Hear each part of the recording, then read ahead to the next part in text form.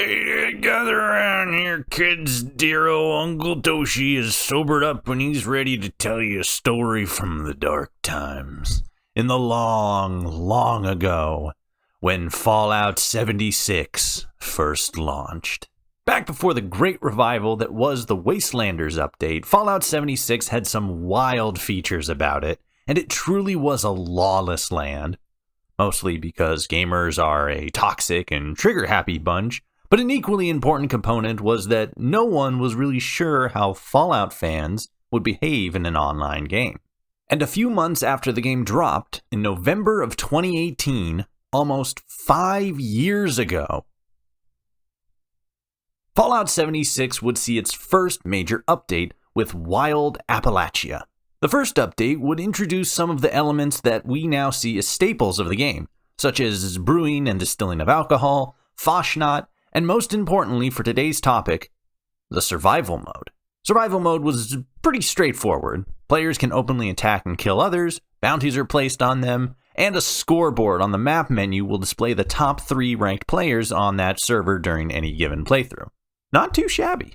Unfortunately, the game mode was just not that popular in general. The main reason for the doors to this player versus player death world being shut out for good boils down to a lack of player engagement. This, however, was only ever part of the larger story, as one of the big reasons why PvP engagement was so low has still existed up until about the start of the year, and this was because of the existence of what is known as legacy weapons. When a legendary weapon spawns in-game, it has a chance to pull from a pool of several different legendary effects. However, early in the game's history, some of these legendary effects made the weapon a bit too overpowered. Examples of such weapons would be flamers with explosive rounds, or quad ammo energy weapons that actually use fusion cores, basically making them worthless. Mostly, though, it would just be effects that just make the weapon far too powerful, and through a series of patches and updates, they would eventually stop spawning, but that doesn't really address the underlying problem. They still exist, and thus, legacy weapons.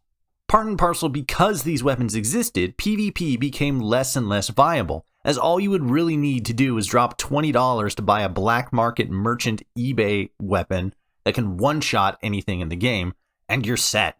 Most players turned away from PvP because it wasn't worth the hassle of trying to compete with somebody who was, at that point, and still is, exploiting the game in order to win. Ironically enough, this migration away from PvP actually had an effect on another legendary mod, the Assassin effect.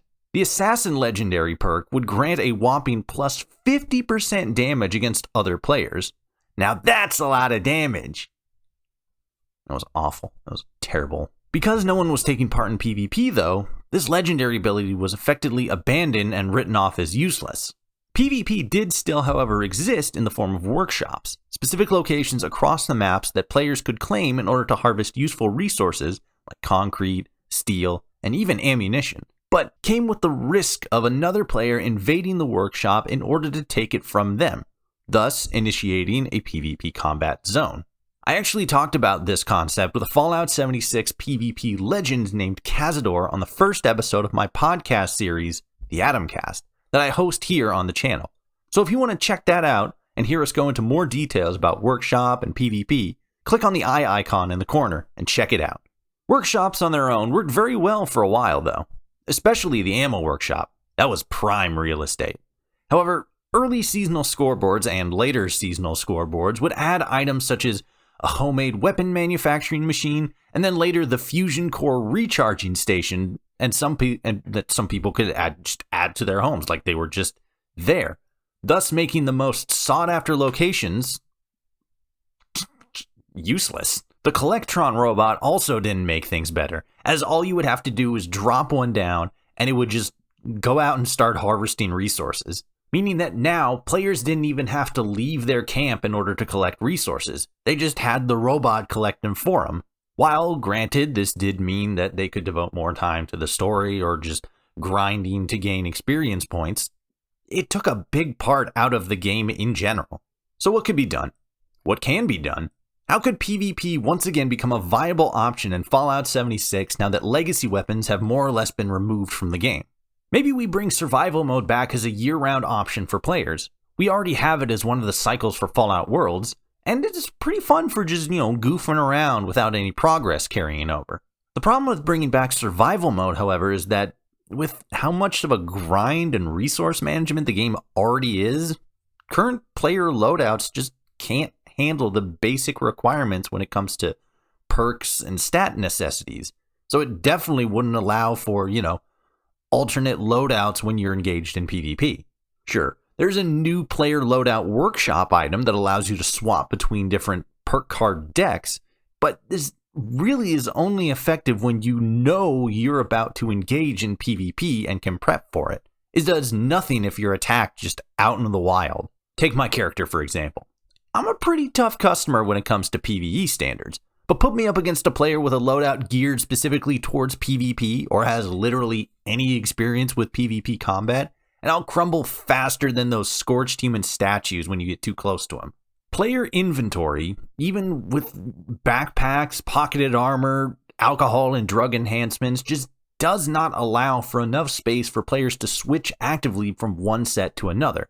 One spec for PvP, the other spec for PvE, and still carry things like weapons, ammo, health items, and just enough to make it through a fight.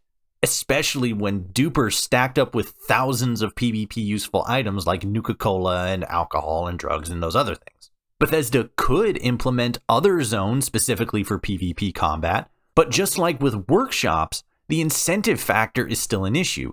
Why would I engage in a PvP combat zone if all I'm going to get is a few caps and a random legendary? The cost-benefit is just not balanced.